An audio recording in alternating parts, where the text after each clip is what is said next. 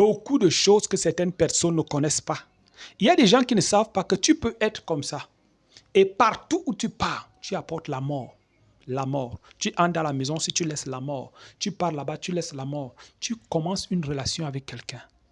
C'est la mort que tu propages dans la vie de la personne.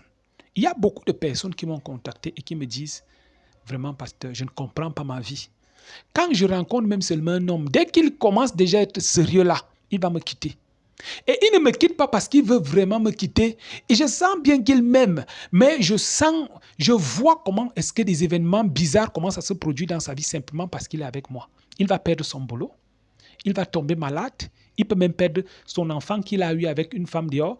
Il peut perdre ceci. Il peut même perdre sa boutique. Il peut perdre toutes les sources qui lui financent de l'argent pour qu'il soit pauvre. Et je n'ai pas seulement essayé ça avec une seule personne, avec plusieurs personnes. Quand je te parle, pasteur, c'est parce que moi, j'ai déjà remarqué ma vie et je me rends compte que c'est comme ça que ma vie est. Il y a des gens qui propagent la mort. Vous voyez Joseph, on fit descendre Joseph en Égypte. Mais quand Joseph était en Égypte, Dieu fit avec lui. Dieu était avec lui. Et tout ce que Joseph touchait prospérait. On dit la prospérité l'accompagnait. Au point où Pharaon lui-même, il a compris, l'officier Potiphar lui-même, il a compris que ici, là, le type, si je ne dois pas le lâcher, c'est quelqu'un qui apporte la prospérité dans ma maison. Regardez Jacob. Laban ne voulait plus le lâcher. Pourquoi? Parce que ses mains apportaient la prospérité. Il y a des gens dont c'est l'inverse. Au lieu d'apporter la prospérité, c'est la mort qu'ils ont sur leurs mains. La mort qu'ils propagent. Et c'est comme ça. Dans la Bible, on nous parle d'une histoire que beaucoup de personnes négligent dans la Bible. Parce que la parole de Dieu nous enseigne beaucoup. Dans le livre de la Genèse, on nous parle de l'histoire de Tamar. Tamar était une femme, mais une femme bizarre. Je vous dis, parce qu'elle a eu un premier mari. Le mari est mort. Elle dit, bon, ok, je suis veuve, mais je vais prendre un autre mari. Elle prend un autre mari, l'autre mari meurt maintenant. Maintenant, elle commence à dire à Judas, Judas, s'il te plaît, je veux ton troisième fils là, pardon. Donne-moi ton troisième fils pour que je l'épouse. Judas commence donc à dire que, attends, que mon fils prenne de l'âge. Je ne peux pas te le donner comme ça parce qu'il est encore jeune. En fait, Judas disait ça parce qu'il a remarqué que Tamar tue les gens. Tamar propageait la mort. S'il donnait évidemment son fils aussi allait mourir. C'est pour cette raison qu'il a refusé. Il a refusé et elle a utilisé la ruse pour avoir un enfant avec lui. Et elle a fini par prendre le sceptre de Judas.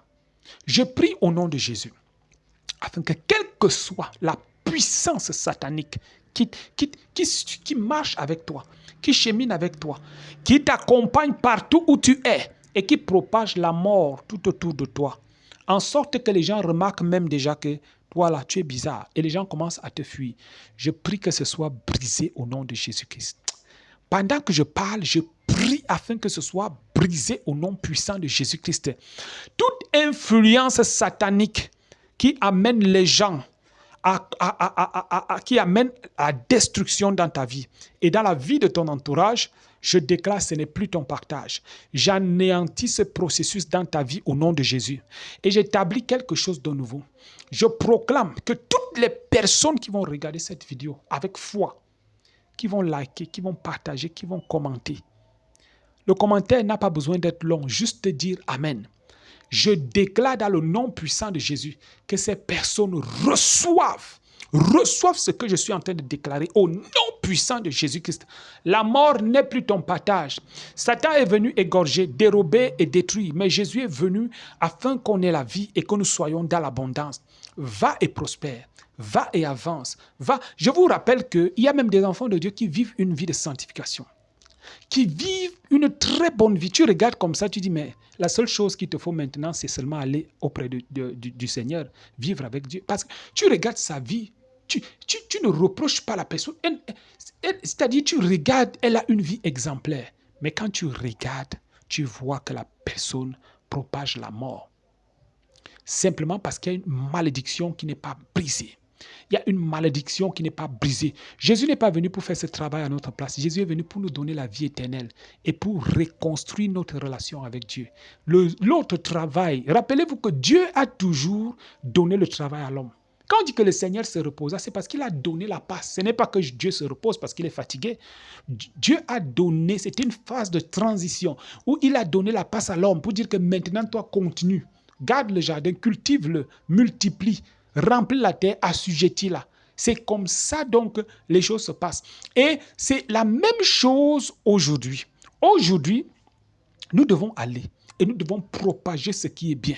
Et quand nous propageons ce qui est bien, nous détruisons les œuvres sataniques et les œuvres ténébreuses. Et vous allez voir donc quelqu'un qui a déjà donné sa vie à Jésus et qui propage la mort, vous dire vraiment en Christ on est libéré, moi j'ai seulement donné ma vie à Jésus, on est une nouvelle créature. Ce n'est pas comme ça que ça se passe. Il faut la prière. Il faut rentrer en possession de ce que tu dois obtenir.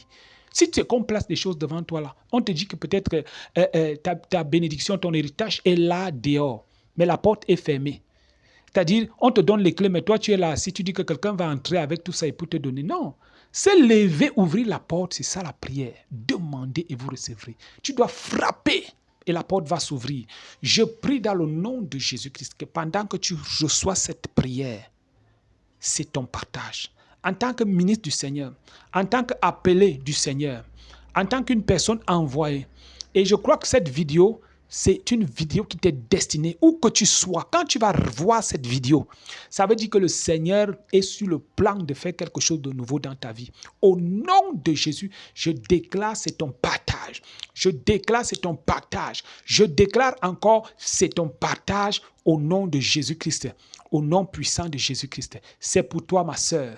C'est pour toi, mon frère. Reçois cela maintenant. Reçois cela maintenant. Lève les mains là où tu es et reçois cela.